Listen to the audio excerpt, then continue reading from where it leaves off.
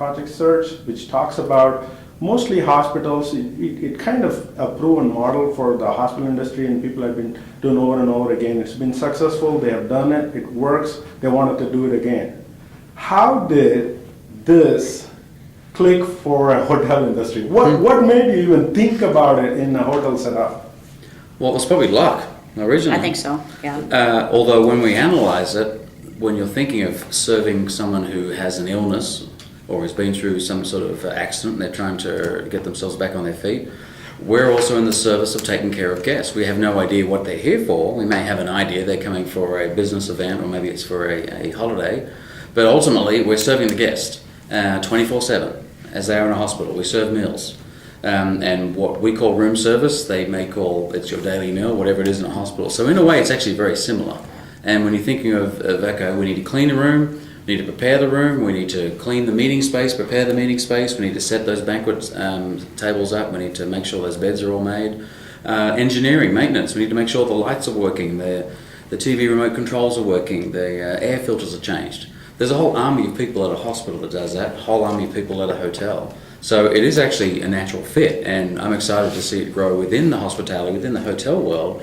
But I know, and Jackie and I have talked about this often, there are so many more opportunities besides that making a bed, cleaning the space, taking care of the garden type of opportunities. And these are kids who are labelled as disabled, but really that's got nothing to do with anything.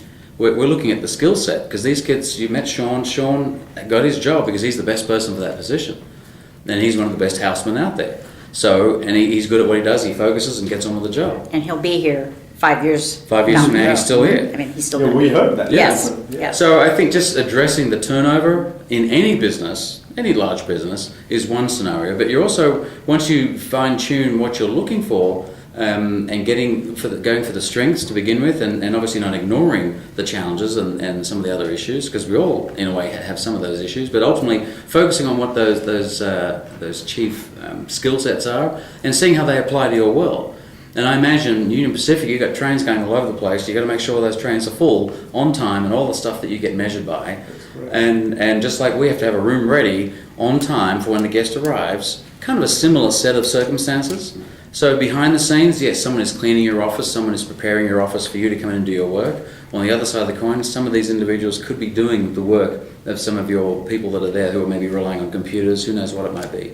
To give you an example, and this is not from this hotel, but one of the employees at the Fifth Third Bank was entering data, and he did not want to enter a particular number because he had already entered that number into the system earlier. And they said, no, it's correct, you've got to enter the numbers in the system. And he questioned that and challenged that and refused to do it. And it was a 6-digit number, so it was a 6-digit, yeah, a big number. So he got a bit upset, and he went home. So end of the day, no problem. Maybe this story has changed a little bit, but ultimately the bank discovered that he was right. And he should not have put that number in, and he didn't. And he saved the bank $6 million. Wow. So they decided to start their own HR department for Project Search. And off they go. So imagine all those people. You think of NASA, and you've seen the movie, the Apollo 13, and someone's up in space, and you've got a certain time period to solve a problem, which was get oxygen into that rocket, whatever it was. And the pressure's on, so you need the right people in there. That's the other extreme. These are people with very, very specific skill sets, which they've developed. And whether it's through them being on the autism spectrum disorder, the ASD, whether it's something along those lines, that's something they bring to the table. Another scenario at a banquet experience, we had 2 kids that were late to class because part of being on the spectrum, and Jackie can speak more to this, is they won't leave until they finish the job. If you give them a puzzle, they won't leave until the puzzle's done. They won't leave until they set the banquet space up. And then you're focusing on making sure the speed is up, is moving at the level it should be, but certainly the quality is there. It is the most immaculate, perfect table, and that's how they do things. So I say I'm being general, but ultimately they have a skill set that can apply. Something else to think about. It's, as a host site, that's one thing because you're taking care of some kids, but it's 1 in 5 people in the country have a disability. So if you're not letting those people through the door because their resume doesn't capture what their true skill is, you're missing out on 20% of people that could be filling jobs that are needed at your organisation. And so you could be missing out some of the best talent that's out there. So you really open up the doors much more. to the organisation for the best talent out there. So how do you know which person is the right person for that kind of skill set, and they like that, what they're doing? Like Sean was a great example. He loved, it felt like he loved what he was doing, and he's not going to go anywhere. This is awesome. So how do you find that niche or that speciality that they have in them? Well, first of all, I look at the student's ability, not their disability. That's the first thing I get out of the way. What can they do? What do they like to do? And after you get to know the kids a little bit, they start to open up to you. At first, they're very closed. They're shy, self-conscious, and so it takes a little bit of warming up to get them to going. But once you put them in that first rotation, and they start saying, "Oh, I can do this. Oh, I am good at this," and you get a few managers saying, "Gosh, you did a good job today." And so I think some of these kids have been programmed so long through the school system that there's so much they can't do that Project Search just takes that the opposite way. This is what you can do, and look how good you can do this, and look, you're going to get hired because you can do this. And so that's what I try to look for, what they really like, what they're really excelling at. Have there been failures? Yes. I mean, we're not going to try that again, that kind of thing. And if we see within that rotation that they're really struggling with it, that they're not enjoying it, they're not excelling, they're not learning new skills, we switch it up and we change it to something that we know that they are going to be successful at. So I've got two caveats to add. There's one girl that had a very outgoing personality, and I thought she could work in our breakfast area and greet the guests and say good morning, etc. And I said, "Do you want to work here? Wouldn't this be fabulous? You'd love to do this, and you're good at it." She said, "No, I want to clean." And not many people want to clean. So what do you do with that? That's good. I mean, they like what they wanted. Exactly. And they were confident enough to say that as well. Mm-hmm. But the other thing that Jackie touched on was they discover their abilities, and they move forward with that. The staff also discover their abilities, and they may have subliminally labelled them as disabled because they're going to school with kids who are in that special needs section of the class, whatever that may be. And now they're coming to know Sean as an individual, Sean who has skills, Sean who's focused. Sean just bought a new car, Sean just turned 21. So Sean's a person, not the kid in the corner with the special needs. And so the tide comes in or the boats rise, does something special for the organisation because you're part of their growth. And we become part of their family too. In 2014, there was an article that talked about how Embassy Suite was able to accomplish 80 to 89% of graduation rate. And in 2015, in one of the awards you got, you were achieving 100% accomplishment. How did you fill the gap, and what did you do different? Well, I'm going to start with the measure of Project Search is employment. So what I love about that is the focus is always on the end result of getting a job, because it's a nice charity story. It's a nice let's help the kids with special needs. But if you're not getting a job, it's meaningless, and it has to be a meaningful job. But the second side of that is it all comes down to the teacher and the job coaches. And Jackie's out of control. She just lives and breathes and has passion for this whole program and the education side as well.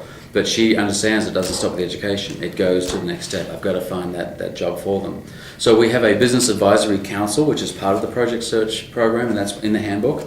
And we as the host site help to organize that, and ultimately we invite people from the community to come in. People like yourselves who may know people or may work for an organisation who are potentially able to hire our individuals who are coming through and graduating in May. So that's really what it's about. So I won't say we lucked out. Jackie worked really hard, and we had some support individuals here and there and some introductions, and she scored 100% employment, and she's working towards that right now for the same class this year. These are awesome. Well, you spoke about the council, the advisory council that you guys started, and you're spearheading that. Tell us more about that. Well, again, Jackie does all the work. I invite everybody in. What happens is you have a combination of, and we actually have a business advisory council for ourselves and the PayPal host site. We have two host sites coming together, which is about 20 students. So we have the two teachers and the job coaches. We have the vocational rehab, Nebraska Vocational Rehab. They come along to support personnel from the state, and as many people as are interested to come along. And some of those people don't have the jobs, but they know people and they network. and they explain what Project Search is all about. And they then get the word out and they come along. And it's all word of mouth. And these days, if you go through the front door and expecting to get a job, it might be a front level job, but if you're looking at something a little bit more special, it's all about networking and knowing people and talking to people. And that's that? Mm-hmm. Yeah? Yeah. So I asked the question to Sean about what is his career growth and progress, and he seems to be very happy where he is in the same area. Now, in terms of, on the management side of it, where do you see these kids can grow into the next level, or how can they get into that next? I think you need two answers on that. From my perspective, he's probably a dream from the HR department who says, wow, you want to stay doing that job, which is a high turnover position. I can see him doing that for 10 years and being happy. So from a personal perspective, what their personal goals might be, it's just like everybody else. I want to buy a car, I want to move out, independence, maybe get married. You mentioned Cincinnati Children's Hospital. There are some kids there that have been employed for maybe 10, probably up to 12, 15 years. And so they're partnerships, finding love, getting married. I mean, it's a funny thought, but that's the progress they're at. We're at like year 3, they're at year 15, 16, they've got different challenges. On the other side of the coin, Sean is becoming the expert after 2, 3, 4 years at being a houseman. While he doesn't speak as well as others do, he's a champion at doing the job, which is actually more important. So come and watch me do what I'm doing, and then he's going to be able to be a pseudo mentor or a coach from do what I do, not what I say, from that scenario. But there's another girl that works with us, and her name's Amy. She's in housekeeping as well. She's done some laundry, she's doing some public space. And her issue is more the personal confidence and self-esteem, and that is growing through the roof because she's been, I won't say beaten up, but mentally put down at school, and now she's finding her place, her context, her value, and she's growing leaps and bounds. And so Jackie and I both agree she will be a leader, a manager. The question is what department? Or working at the front desk. Or front desk, yeah. What would you like to share as in your level and as in Project Search level? Either one. Sure. You got a thought, Jackie? Mine. Go ahead. We probably have an avalanche of information. Yeah. I've said before. I've said in a movie prior to this. I've said give them a chance, and it's. I don't really like that approach on reflection. It's more we outside of the world of special education. We're the ones that need to be looking in and finding out what those skill sets are, because we're the ones that are missing out on fabulous people who will stay with you and be loyal to you as an individual, you as a company. And it is a business reason to consider them, because they will make an unbelievable difference, not just in the potential influence on your own staff, but in customers. You'll get guests, you'll get your customers realizing, wow, that person's pretty special, or you're a pretty special company because you're considering hiring these people. So it is, I think, a passive revolution that will come across hopefully the globe, but let's start with the USA, let's start with Nebraska. It will take a little time, but 1 in 5 people has a disability, so there's a lot of people that are connected with those individuals. And once you see there's a potential future and they see there's a future, it's just opening up all the doors. And I see that's going to be the way to come. It's just a matter of talking and letting people like yourself see and get inspired by these individuals who have come so far, and we know they're going to go further. From an education perspective, I've been teaching roughly 26 years. Next year will be my 27th. And every once in a while you'll have a student come back and say, oh yeah, this is what I'm doing now, and there's some success, or they'll come back, oh, this is, I got this job or that job or whatever, but it's very, very, not very often when you're in education, like in a high school. With Project Search, I get to see this transformation in 9 months. And that is an opportunity that not all teachers get. And I can truly say I'm blessed with that, because I get to see a kid come in August and a totally different kid in May once they get that job. And once that happens, that is probably the most rewarding situation. My stress level is really high right now because we're at the end of the year, but once we get through this and once we get through graduation and everything, just knowing that the staff here has helped, Voc Rehab has helped, I've played a part, everybody's played a part in helping get this kid a job and helping this kid start on his life to be successful. And I guess you can't put a price on that.